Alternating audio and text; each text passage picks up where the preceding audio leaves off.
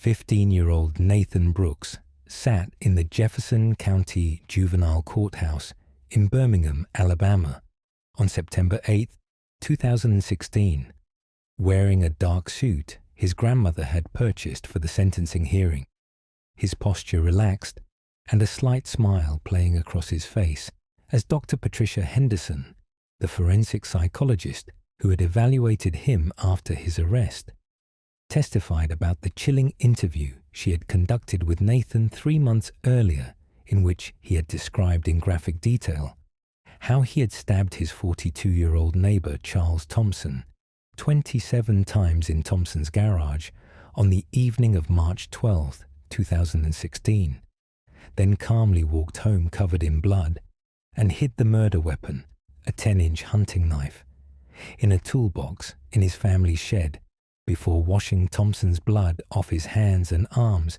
and sitting down to play video games as if he had simply returned home from an ordinary Saturday evening.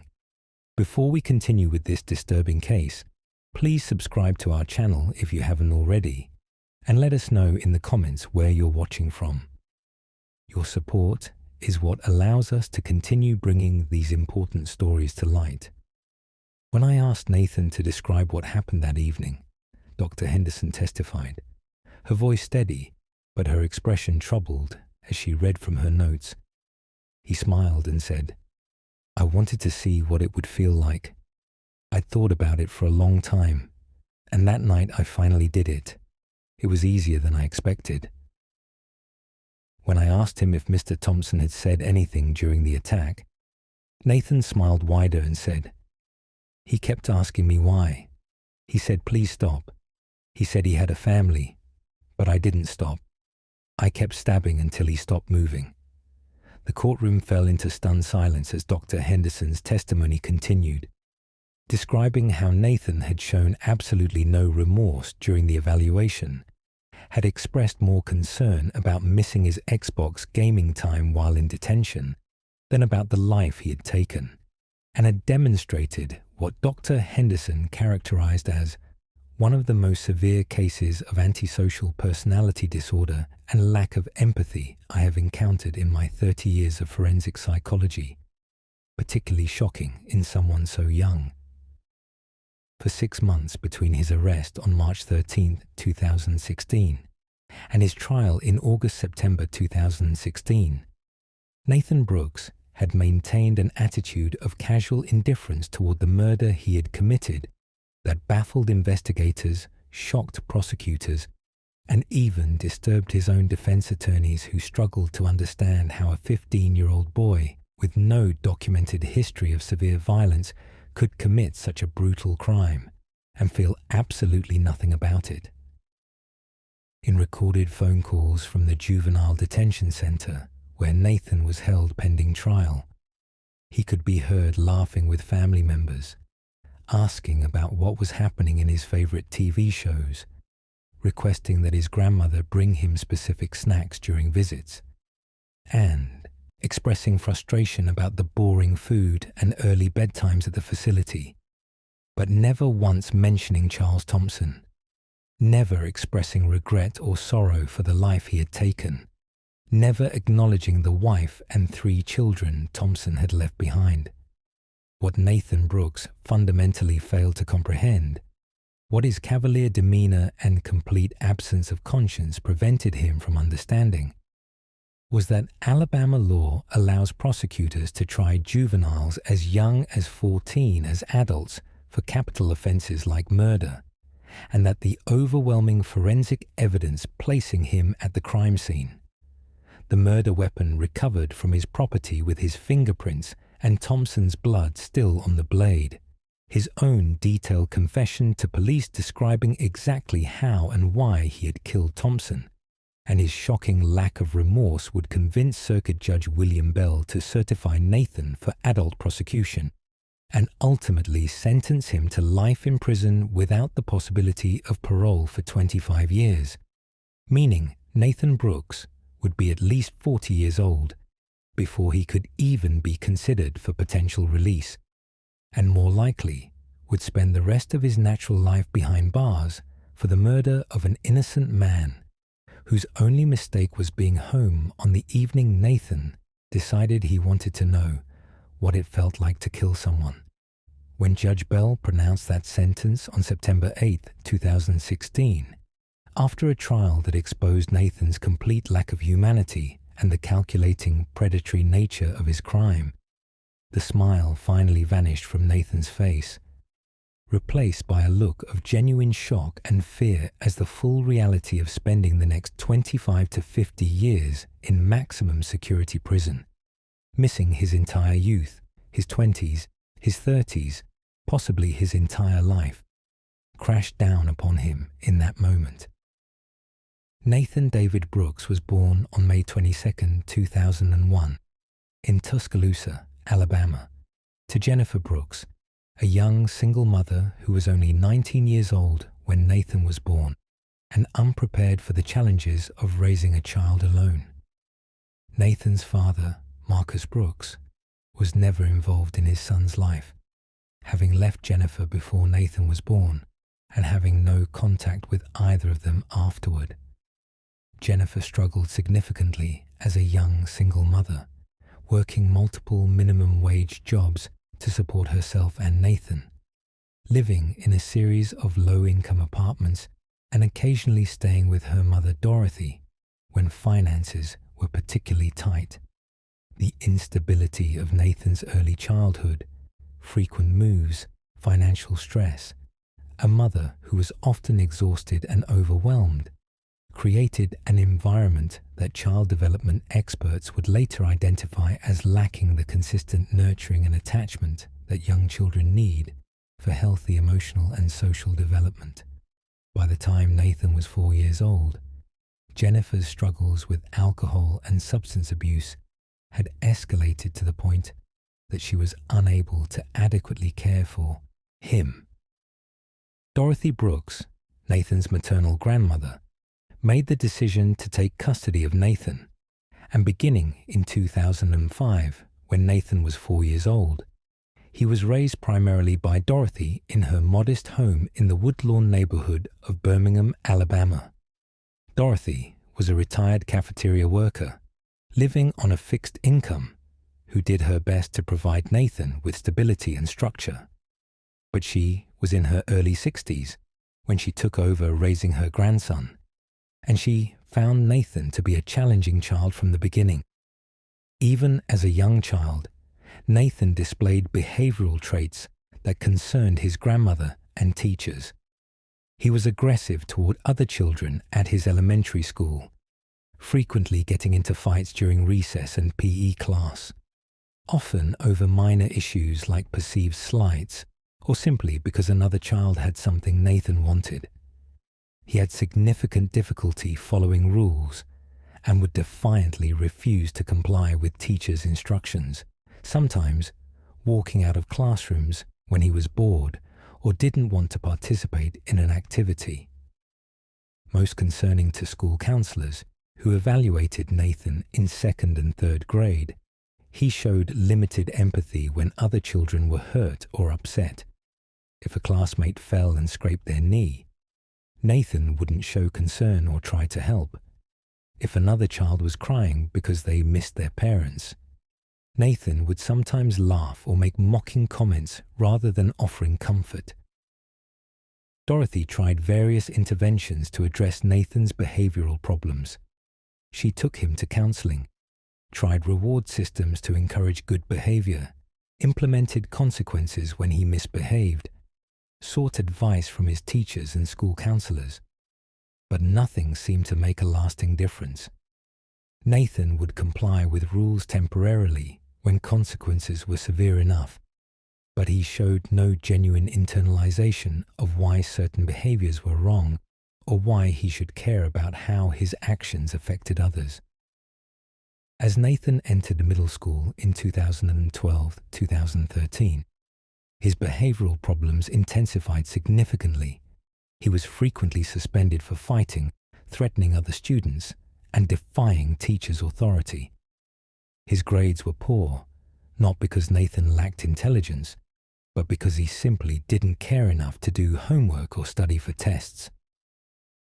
By 8th grade in 2014-2015, Nathan had developed interests and habits that would have alarmed Dorothy if she had known the full extent of them. Nathan spent hours online watching violent videos, fights, attacks, footage from wars and conflicts showing graphic injuries and death. He researched serial killers and mass murderers, reading extensively about their crimes, their methods, their psychological profiles. He played violent video games obsessively, particularly first-person shooter games and horror games where the objective involved killing as many characters as possible in the most graphic ways. And most disturbing, Nathan began to fantasize about committing violence himself, wondering what it would feel like to hurt someone, to have complete power over another person, to kill. These dark interests remained largely hidden from Dorothy, who at 75 years old was increasingly struggling to monitor and control her teenage grandson. Nathan was skilled at hiding his online activities, clearing his browser history, and using incognito mode when searching for violent content. He knew better than to discuss his violent fantasies with anyone who might report him to authorities or his grandmother. To the outside world, Nathan appeared to be just another troubled teenager from a disadvantaged background, not particularly violent compared to other kids in his neighborhood, just a kid who needed better guidance and structure to get on the right path. Charles Edward Thompson was born on July 8, 1973, in Montgomery, Alabama, to a working-class family. He served 4 years in the U.S. Army after high school, including a deployment to Bosnia in the late 1990s during peacekeeping operations.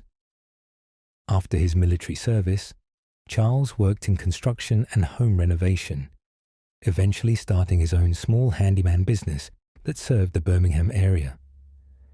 Charles married his wife Rebecca in 2000, and together they had 3 children: Kayla, born in 2001, Michael, born in 2004, and Sarah, born in 2007.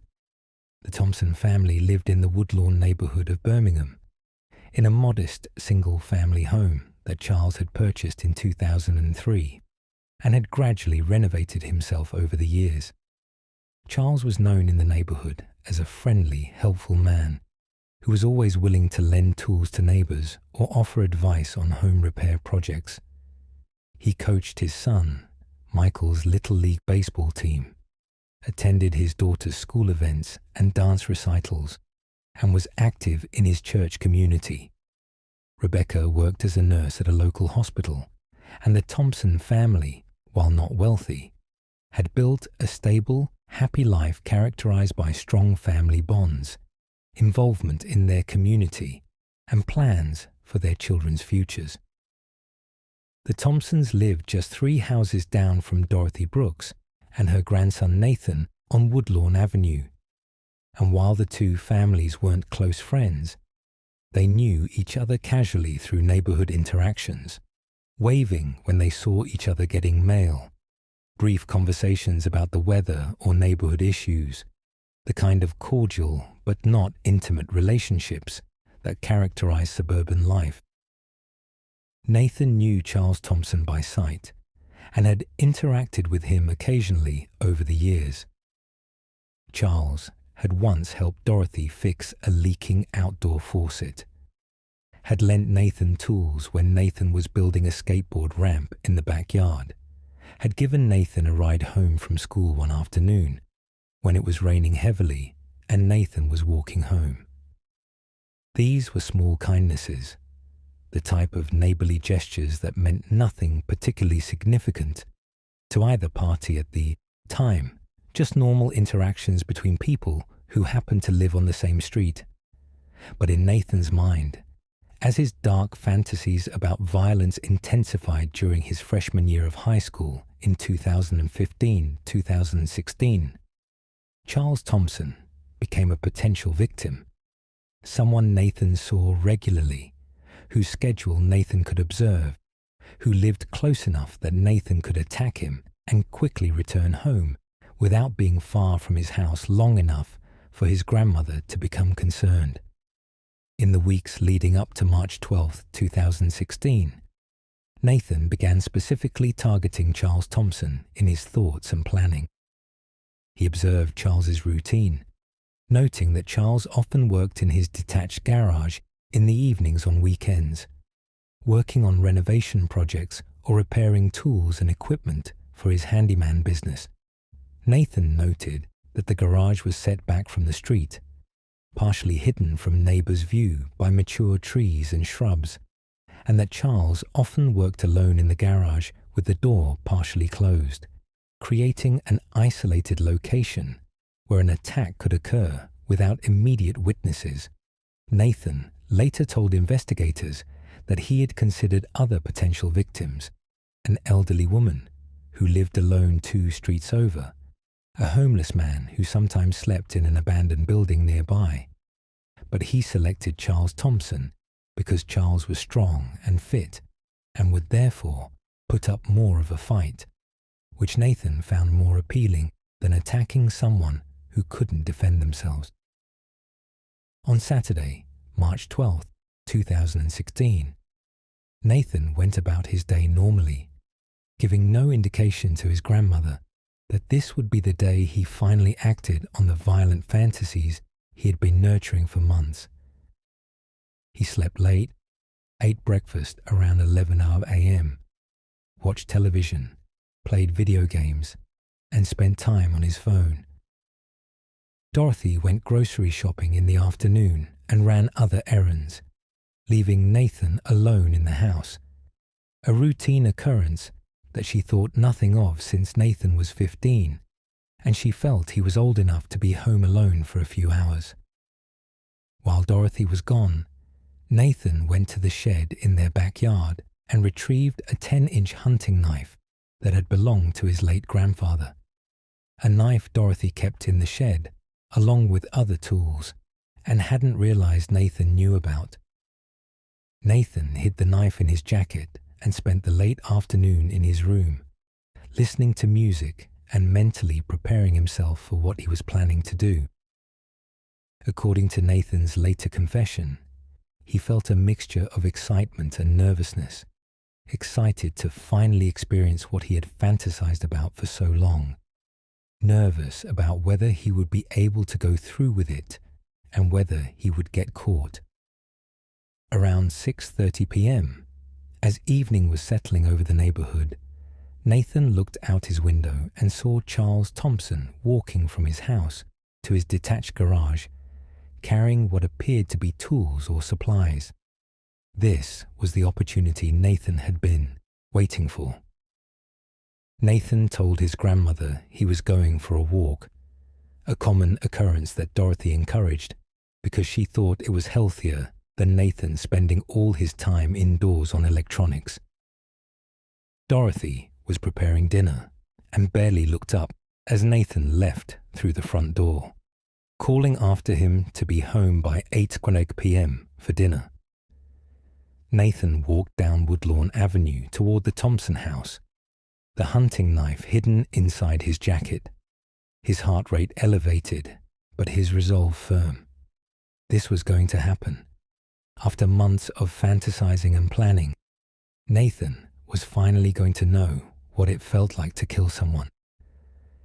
Nathan approached the Thompson garage from the side, moving quietly through the shadows as twilight deepened.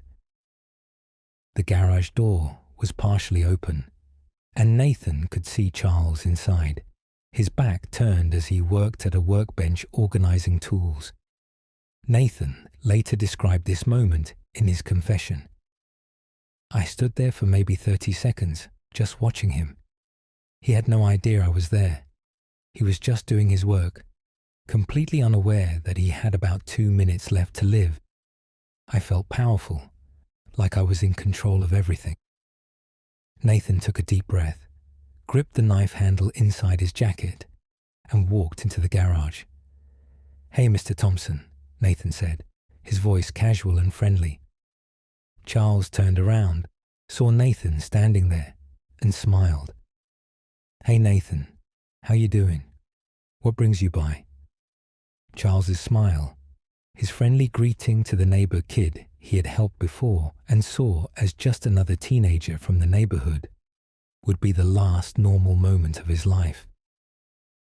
Nathan pulled the knife from his jacket and without warning or any additional words, lunged forward and stabbed Charles in the chest. Charles's expression transformed instantly from friendly surprise to shock and terror.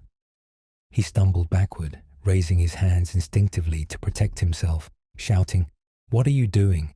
Stop!" But Nathan didn't stop. According to both Nathan's confession and the forensic evidence that investigators would later collect from the scene, Nathan stabbed Charles again, and again, and again. Charles tried to fight back, tried to push Nathan away, tried to grab the knife or Nathan's arms to stop the attack. But Nathan was younger, faster, driven by adrenaline and determined to finish what he had started. Charles backed up against the workbench, then fell to the garage floor as his strength faded from blood loss and shock. He kept asking me why, Nathan told Dr. Henderson during his psychological evaluation, his tone conversational as if describing an ordinary event. He said, "Why are you doing this? And please stop, and I have a family." I didn't answer him. I just kept stabbing. I wanted to make sure he was dead, and I wanted to experience the whole thing, not just 1 or 2 stabs. I wanted to really feel what it was like. Nathan stabbed Charles Thompson 27 times in total, in the chest, abdomen, back, arms, and neck. The medical examiner who performed Charles's autopsy would later testify that at least 6 of the stab wounds were fatal on their own, each one penetrating deep enough to damage vital organs, including Charles's heart, lungs, and liver. The defensive wounds on Charles's hands and arms indicated he had fought desperately to defend himself, trying to grab the knife, trying to push his attacker away, fighting for his life until blood loss and trauma to his vital organs overwhelmed him, and he lost consciousness. Charles Thompson died on the concrete floor of his garage, his blood pooling beneath him, approximately 5 to 7 minutes after Nathan's first stab wound, according to the medical examiner's analysis. Nathan stood over Charles's body for several moments, the knife still in his hand, breathing heavily from the physical exertion of the sustained attack. According to Nathan's confession, his immediate emotion after Charles stopped moving wasn't horror or guilt or fear. It was satisfaction. "I felt good," Nathan told police. "I had finally done it. I had wondered what it would feel like for so long, and now I knew. It felt powerful, like I was in control, like I was more than just some regular kid everyone ignored." But satisfaction quickly gave way to the realization that Nathan needed to leave the scene before someone discovered what he had done. He wiped the knife blade on his jacket, though this failed to remove all of Charles's blood or Nathan's fingerprints. He looked quickly around the garage to see if there was anything else he needed to do, whether he should try to hide Charles's body or stage the scene somehow to point to someone else. But Nathan decided the best course of action was simply to leave quickly and get home before his absence raised questions. He walked out of the garage, pulled the door partially closed behind him the way it had been before, and walked back toward his grandmother's house through the same route he had taken to get there, moving through shadows and trying to avoid being seen by neighbors who might be outside or looking out windows. Nathan was covered in blood. His hands, his jacket, his jeans, all had Charles Thompson's blood on them from the attack. But it was now past 7 p.m. on a Saturday evening in March, and most neighbors were inside their homes having dinner or watching television. Nathan successfully made it back to his grandmother's house without encountering anyone. He entered through the back door, went directly to the shed, and hid the murder weapon in a toolbox where his grandfather's other tools were stored.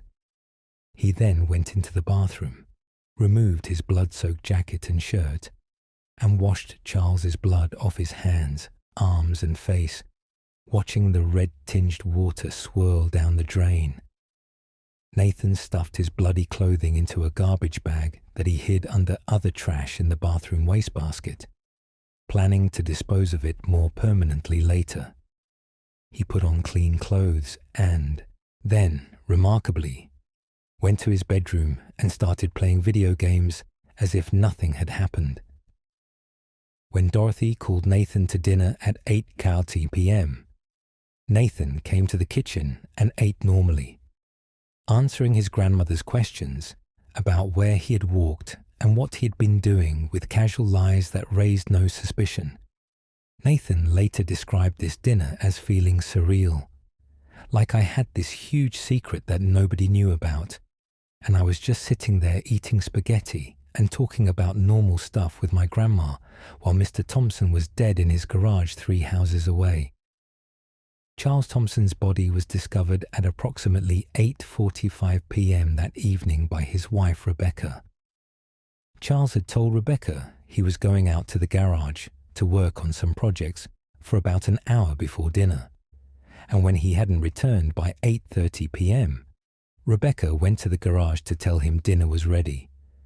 She found the garage door partially closed, pushed it open, and saw her husband lying motionless on the concrete floor in a massive pool of blood. Rebecca screamed, a sound that neighbors later told police they heard and that would haunt them.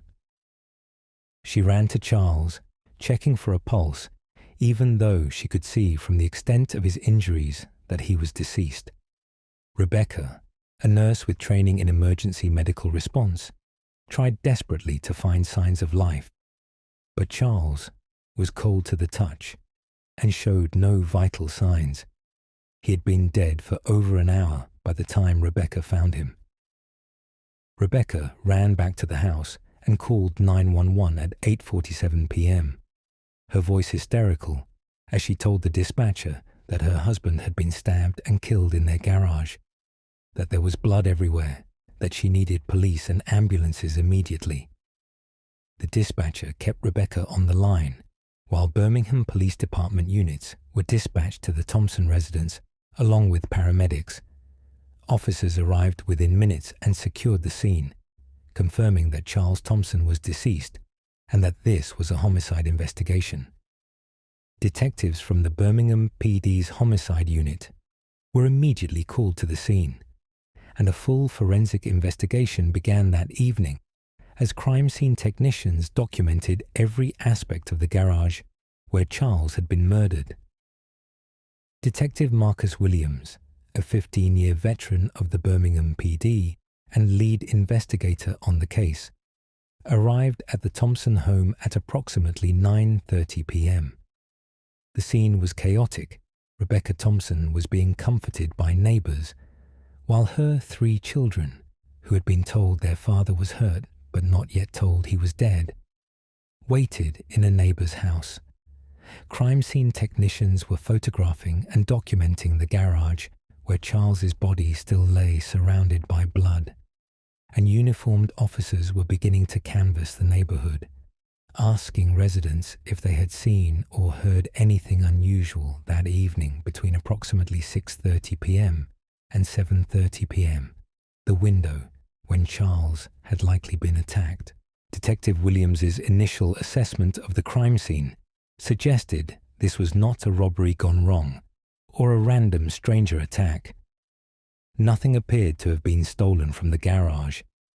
Expensive power tools, equipment, and Charles's wallet with cash and credit cards were all still present. There was no sign of forced entry or evidence that Charles had been surprised by an intruder. The attack appeared to have begun with Charles facing his attacker, suggesting he might have known or recognized the person who killed him. The sheer number of stab wounds, 27, as the medical examiner would later confirm, suggested either extreme rage or a sustained, deliberate attack rather than a quick strike during a robbery attempt. The forensic evidence collected from the scene would prove crucial to solving the case quickly. Investigators found multiple bloody footprints on the garage floor, shoe prints that could be measured and potentially matched to a suspect's footwear. They found what appeared to be fibers from a jacket or clothing that had been transferred to Charles's body during the struggle. Most importantly, they found drops of blood on the garage floor that formed a trail leading out of the garage and toward the street, suggesting the attacker had left on foot and had been bleeding themselves, either from a minor injury sustained during the attack or from Charles's blood that had gotten on their person. Detective Williams immediately began working on victimology, understanding who Charles Thompson was, whether he had any enemies or conflicts with anyone, whether there were any obvious suspects who might have wanted to harm him. Interviews with Rebecca, family members, friends, and neighbors painted a consistent picture. Charles was a well-liked man with no known enemies, no involvement in criminal activity, no financial problems that might have made him a target, no extramarital affairs or other personal issues that might have motivated someone to kill him. He was, by all accounts, exactly what he appeared to be, a hard-working father and husband who provided handyman services to support his family and was involved in his community. The randomness of the victim, a seemingly innocent man with no obvious motive for anyone to kill him, suggested to Detective Williams that this might have been a thrill killing, an attack motivated not by robbery or personal vendetta, but by a desire to kill for its own sake. This possibility was deeply disturbing because it suggested the killer might strike again if not caught quickly. Williams made the decision to immediately expand the investigation, bringing in additional detectives and requesting assistance from the Alabama Bureau of Investigation to utilize their forensic resources. The breakthrough in the case came on Sunday, March 13, 2016, less than 24 hours after Charles Thompson's murder, when a K-9 unit tracking the blood trail from the garage led officers directly to the Brooks, residence 3 houses away on Woodlawn Avenue. The trail of blood, microscopic drops that were not visible to the naked eye, but were detected using luminol and other forensic techniques, led from the Thompson garage along the sidewalk and through a yard to the back door of Dorothy Brooks's house.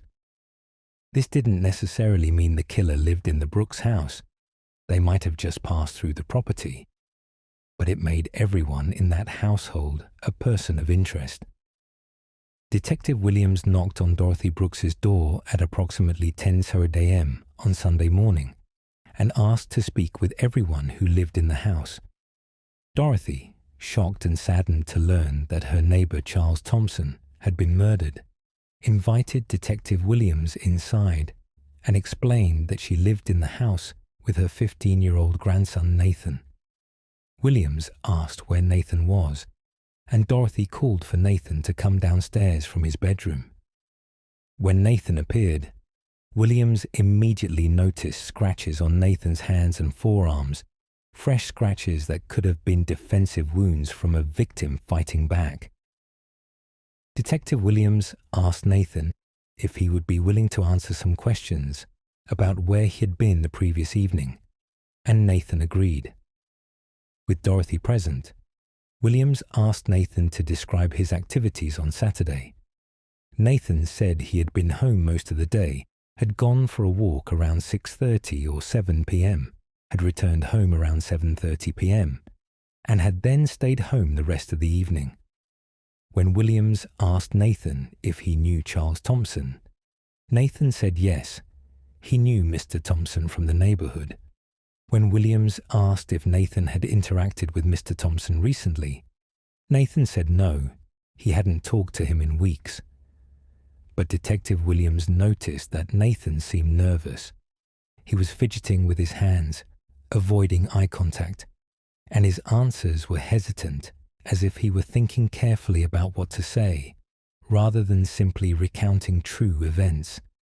Williams asked Nathan how he had gotten the scratches on his hands and arms, and Nathan said he had fallen while walking the previous evening and had scraped his hands catching himself.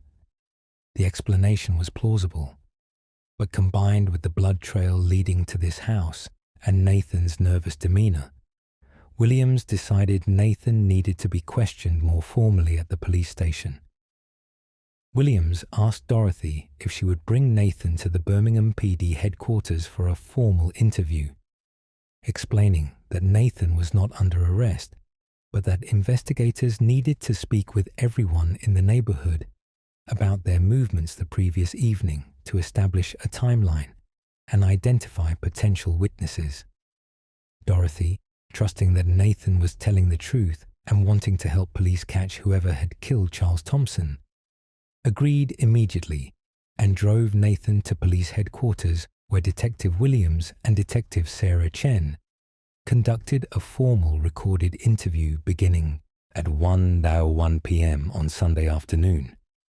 The interview started with basic questions: Nathan's full name, age, address, relationship with Charles Thompson, his activities on Saturday. Nathan stuck to the story he had told Detective Williams earlier. He had been home most of the day, went for a walk around 6:30 p.m., walked around the neighborhood for about an hour, came home around 7:30 p.m., and stayed home the rest of the night. When Detective Williams asked Nathan to describe exactly where he had walked, Nathan provided a vague route that didn't include going past the Thompson house. When Williams pointed out that the blood trail from the crime scene led directly to Nathan's house, Nathan said he didn't know anything about that. Maybe someone had walked through their yard without his knowledge. But then, Detective Williams presented Nathan with evidence that had been collected overnight. Shoe print analysis showed that the bloody footprints in Charles Thompson's garage matched the size and tread pattern of Nike sneakers found in Nathan's room. Forensic testing had identified fibers found on Charles's body as matching a jacket that had been discovered hidden in the bathroom trash at the Brooks house. A jacket that had Charles Thompson's blood on it and that Dorothy identified as belonging to Nathan. And most significantly, the hunting knife found in the toolbox in the Brooks' shed had Nathan's fingerprints on the handle and Charles Thompson's blood on the blade.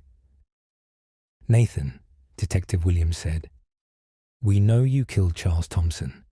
The evidence proves it. His blood is on your jacket. Your fingerprints are on the murder weapon. Your footprints are in his blood at the crime scene. What we need to understand is why. Did Mr. Thompson do something to you? Did he hurt you or threaten you? Help us understand what happened so we can help you." Nathan sat silent for a long moment, his grandmother beside him crying and repeatedly asking, "Nathan, what did you do? What did you do?" Finally, Nathan spoke, and what he said shocked everyone in the interview room. "I killed him because I wanted to know what it felt like. I'd been thinking about it for a long time. He didn't do anything to me. I just wanted to experience it. So I did." The confession continued for over an hour, as Nathan described in detail how he had planned the murder, how he had selected Charles Thompson as his victim, how he had attacked Charles in the garage and stabbed him 27 times, how he had felt during and after the killing. Throughout the confession, Nathan's tone was calm and matter-of-fact, describing Charles Thompson's murder with the same emotional detachment most people would use to describe a trip to the grocery store. When Detective Williams asked Nathan if he felt bad about what he had done, Nathan paused and then said, "I know I'm supposed to say I feel bad, but honestly, I don't really feel anything. I mean, I feel bad that I got caught, because now I have to deal with all this, but I don't feel bad about him being dead." Nathan Brooks was arrested and charged with murder. Under Alabama law, juveniles as young as 14 can be transferred to adult court for serious felonies like murder, particularly when the crime demonstrates premeditation, extreme violence, and lack of remorse. The Jefferson County District Attorney's Office filed a motion to try Nathan as an adult, and after a transfer hearing where prosecutors presented evidence of Nathan's planning, his confession, and expert testimony about his antisocial personality traits and lack of capacity for rehabilitation, Juvenile Court Judge Melissa Roberts ruled that Nathan would indeed be tried as an adult in circuit court. The case proceeded through the criminal justice system over the next 6 months as Nathan's defense attorneys, appointed by the court because Dorothy could not afford private counsel, attempted to build a defense despite Nathan's detailed confession and the overwhelming forensic evidence against him.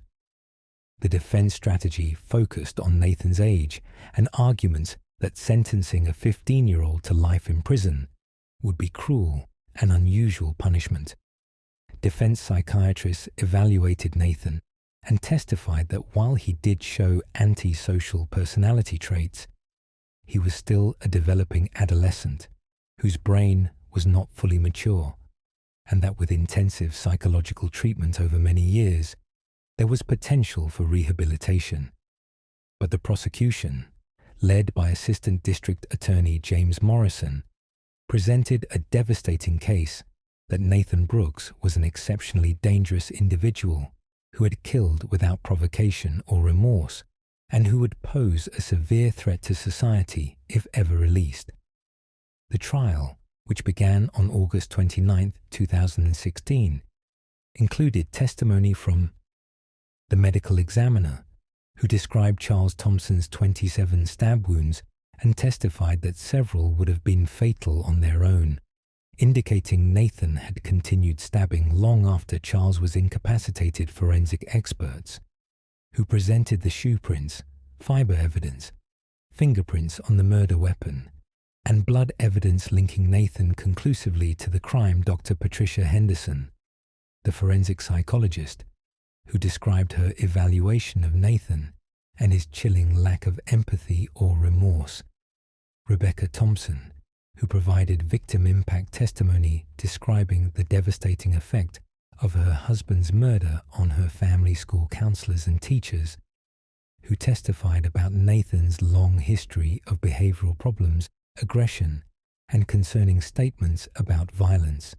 The defense called their own expert witnesses who testified about adolescent brain development and argued that Nathan's crime, while terrible, was the act of a troubled teenager who could potentially be rehabilitated with proper treatment. But when portions of Nathan's confession were played for the jury, his calm, emotionless description of stabbing Charles Thompson 27 times, his admission that he killed Charles simply because he wanted to know what it felt like, his statement that he didn't feel bad about Charles being dead, the impact was devastating to the defense case. On September 6, 2016, after a trial lasting 1 week, the jury deliberated for just 3 hours before returning a verdict of guilty on first-degree murder. The sentencing phase began 2 days later on September 8th, with both sides presenting arguments about what sentence Nathan Brooks should receive. Under Alabama law, juveniles convicted of capital murder can be sentenced to life without parole or life with the possibility of parole after a specified minimum number of years, typically 20, 30 years for juvenile offenders. The prosecution argued for life without parole for at least 25 years, emphasizing that Nathan's crime was not an impulsive act, but a calculated murder driven by curiosity about what killing would feel like, and that his complete lack of remorse indicated he would remain dangerous indefinitely. The defense argued for a sentence that would allow Nathan to be considered for parole after 20 years, giving him at least some possibility of eventual release if he could demonstrate genuine rehabilitation. The most emotional testimony during the sentencing phase came from Rebecca Thompson, who took the stand to describe the man her husband had been and the impact his murder had on her family. "Charles was a good man," Rebecca said through tears. "He served his country. He worked hard to provide for his family. He coached our son's baseball team. He helped our neighbors. He was kind to everyone, including Nathan Brooks. And Nathan repaid that kindness by stabbing my husband 27 times and leaving him to die on the floor of our garage. My children will grow up without their father. I will spend the rest of my life without my husband. And Nathan Brooks says he doesn't feel bad about it. He says he just wanted to know what it felt like to kill someone. That tells you everything you need to know about what kind of person he is and whether he deserves to ever be free again." Throughout the victim impact statements from Rebecca Thompson and other family members, cameras in the courtroom captured Nathan's facial expressions and body language. While Rebecca described finding her husband's body, while Charles's mother described the pain of burying her son, while Charles's children described life without their father, Nathan sat at the defense table with what observers described as a slight smile on his face. Not a full grin, but a subtle upturn at the corners of his mouth that suggested amusement or indifference, rather than the remorse and sorrow that would be expected from someone hearing about the pain they had caused. When Judge William Bell asked Nathan if he wished to make a statement before sentencing, Nathan's attorneys advised him not to speak, fearing that anything he said would only make his situation worse given his demonstrated inability to express appropriate remorse. But Nathan insisted on speaking, telling the judge he wanted to address the court. Nathan stood at the podium, and for a long moment he looked out at the courtroom, at Rebecca Thompson and her family in the front row, at his grandmother Dorothy sitting in the back crying, at the packed gallery of community members and media. "I want to say that I'm sorry for what I did," Nathan began, his voice steady and his expression unchanged. "I know I shouldn't have killed Mr. Thompson. I know it was wrong and that his family is sad. I'm sorry about that." He paused and then continued. "But I also want people to understand that I had problems that nobody helped me with.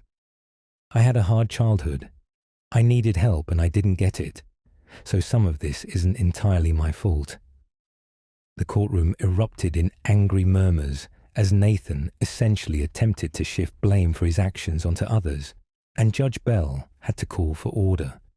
Judge Bell then delivered his sentencing decision, and his words made clear that he had been deeply disturbed by Nathan's behavior throughout the trial and his statement to the court. "Mr. Brooks," Judge Bell began, "I have presided over this court for 27 years and have sentenced many defendants for terrible crimes, but I have rarely encountered a case that disturbed me as profoundly as this one. You are 15 years old, and that fact weighs on this court's consideration of the appropriate sentence. The law recognizes that juveniles are different from adults, that their brains are still developing, and that they have greater capacity for change and rehabilitation than mature adults. These are important principles, and this court has carefully considered them." Judge Bell continued, "But I have also considered the specific facts of your case.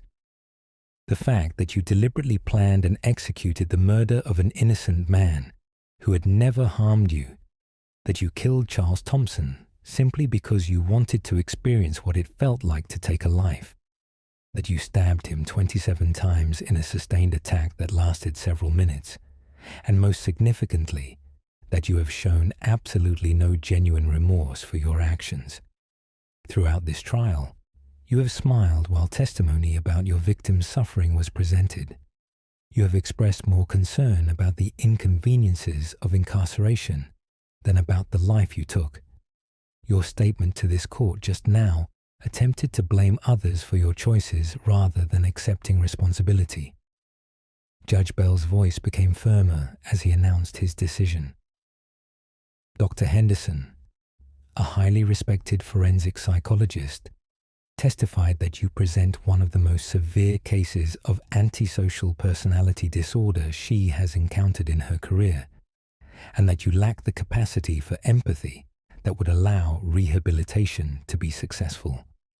The jury, in this case, found you guilty of first-degree murder, and they have recommended the maximum sentence. Based on all the evidence before this court, including your complete lack of remorse and the expert testimony regarding your danger to society, I agree with that recommendation. It is therefore the sentence of this court that you be imprisoned for life.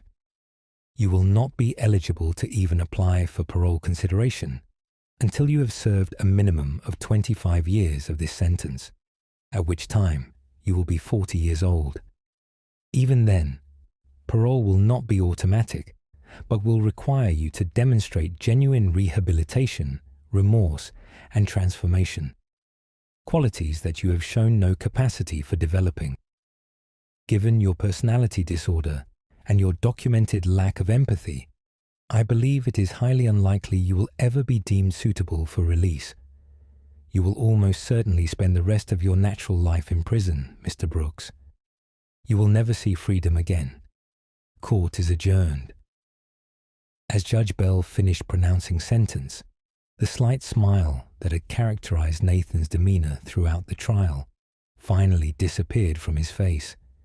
His eyes widened, his mouth opened slightly in shock, and for the first time since his arrest 6 months earlier, Nathan appeared to truly comprehend what his life would be, not the relatively short juvenile detention stint he had apparently expected.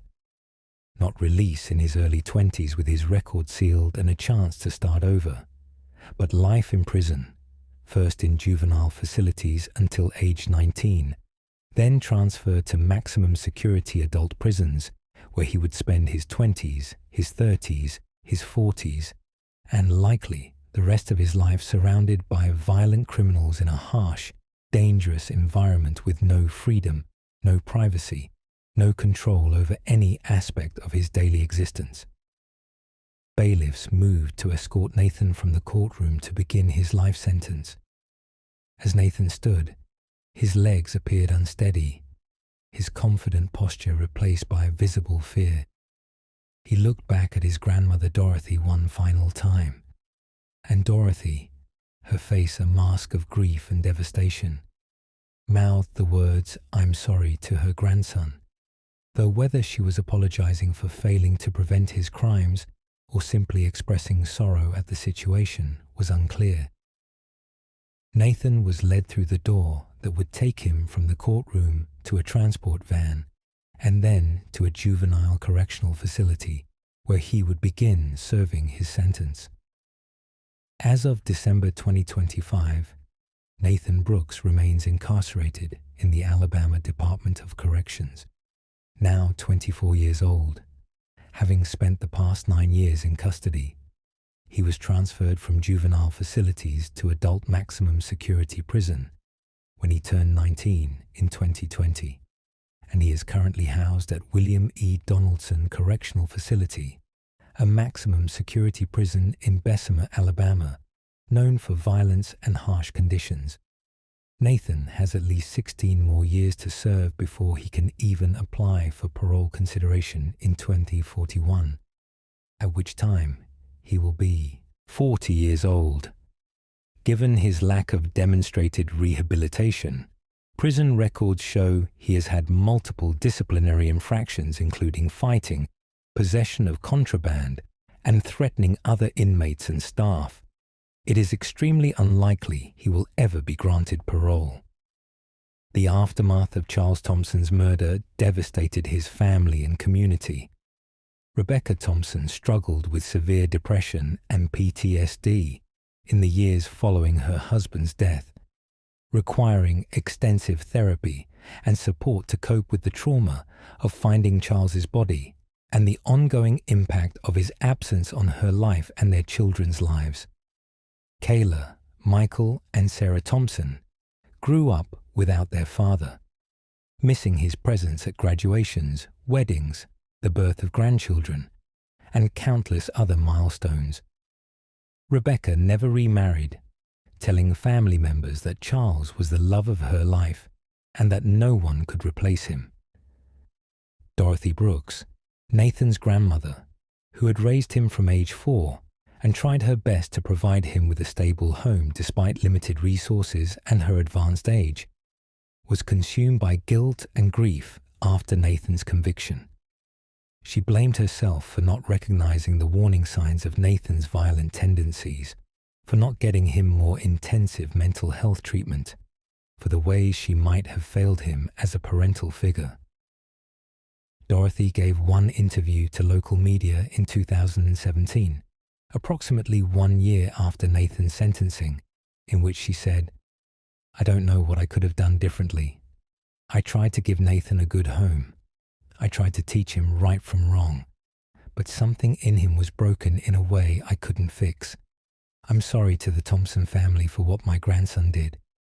They lost someone they loved, and I lost my grandson too, in a different way. He's alive, but he's gone from my life forever, locked away for what he did."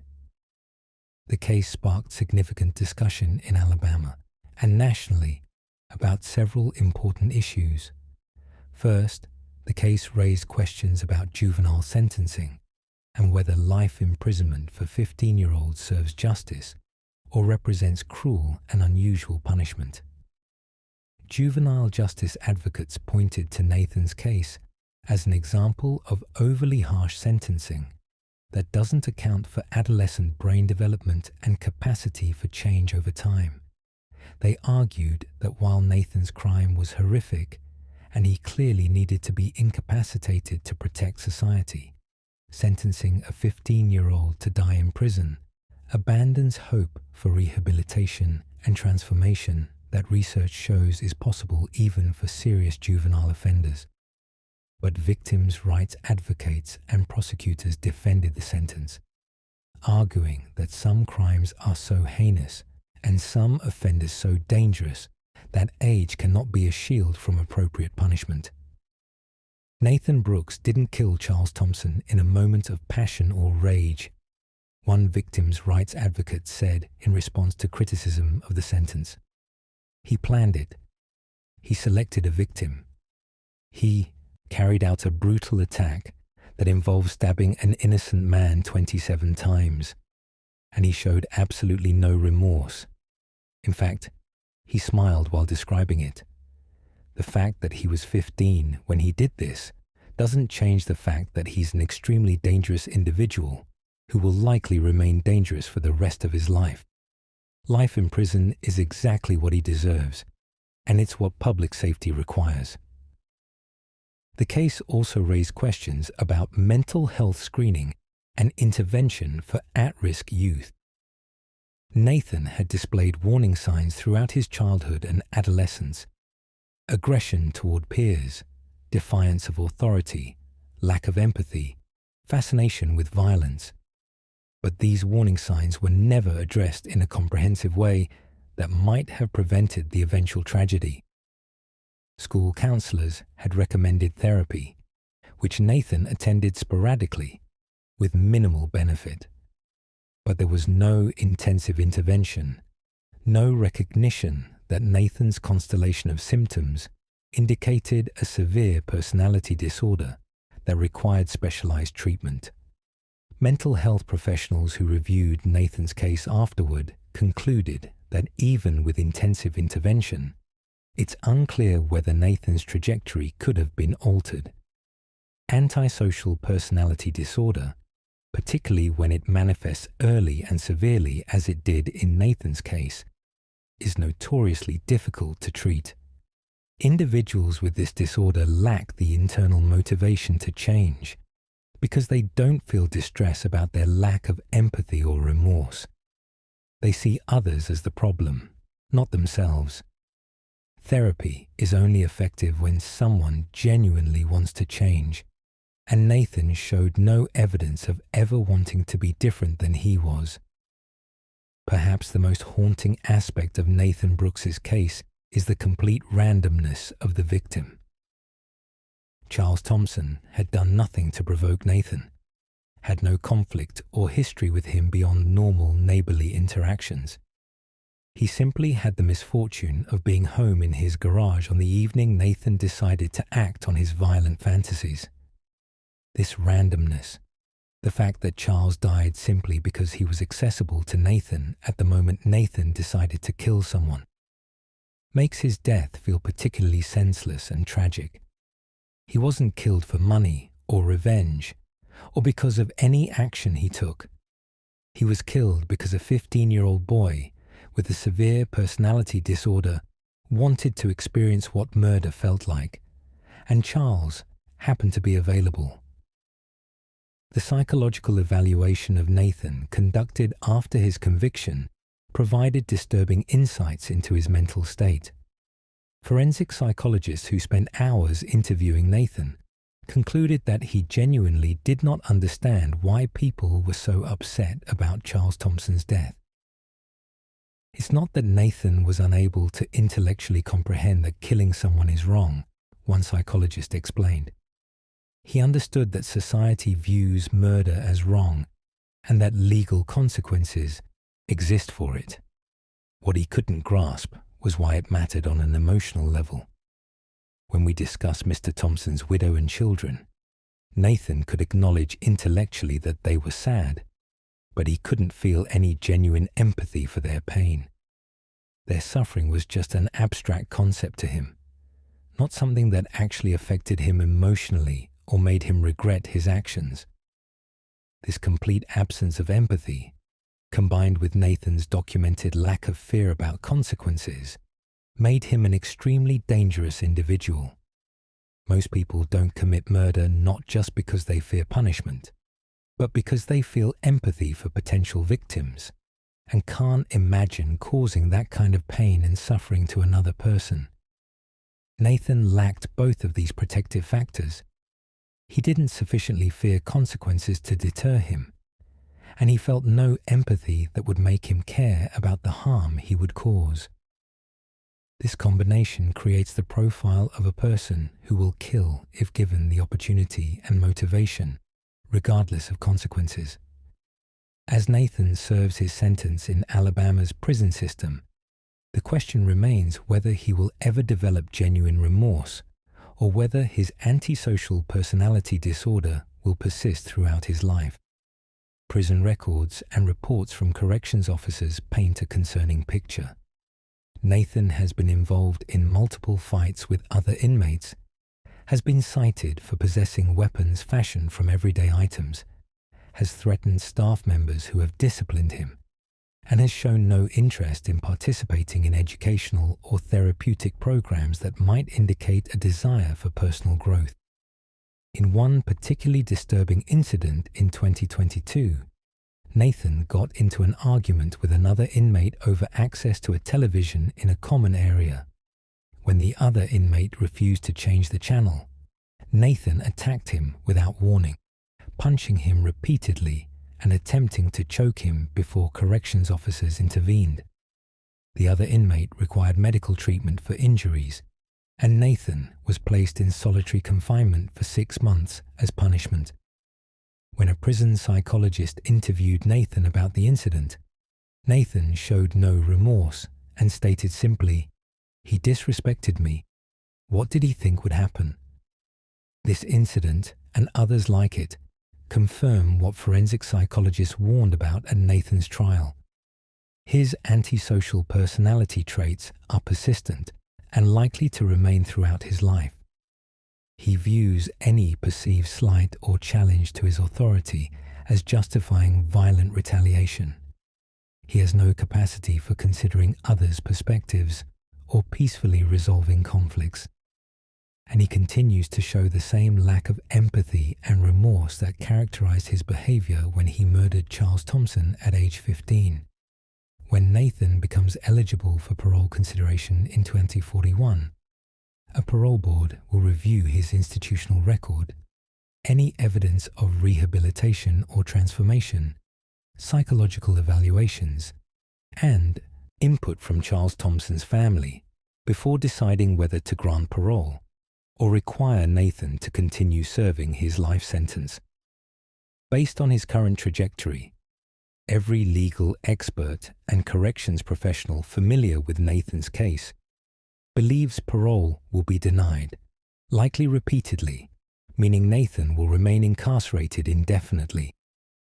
The case of Nathan Brooks serves as a stark reminder that evil and violence are not limited to adults, that even 15-year-olds are capable of calculated, brutal crimes driven by curiosity and lack of empathy, rather than any comprehensible motive.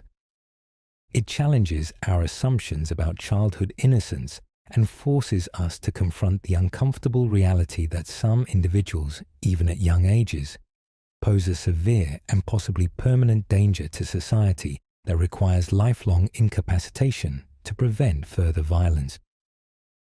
Most importantly, the case serves as a memorial to Charles Edward Thompson, a 42-year-old husband, father, veteran, and community member whose life was brutally ended by a teenage neighbor who wanted to experience what killing felt like.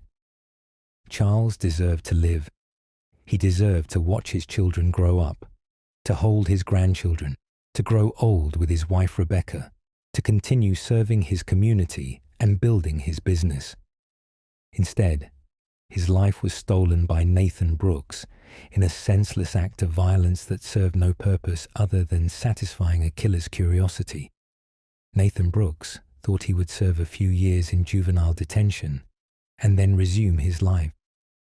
Instead, Judge William Bell looked at him and said he would never see freedom again, a sentence that reflects both the brutality of his crime and the danger he will always pose to others.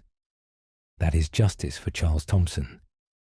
But it is justice that came too late to save him, and justice that can never undo the permanent, irreversible harm Nathan caused to Charles's family, his community, and everyone who loved him.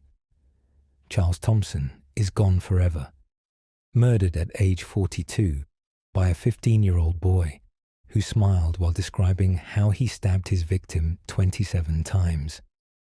And Nathan Brooks will spend the rest of his life in prison, paying for the choice he made on March 12, 2016, a choice that destroyed 2 lives and countless others who were affected by his senseless violence.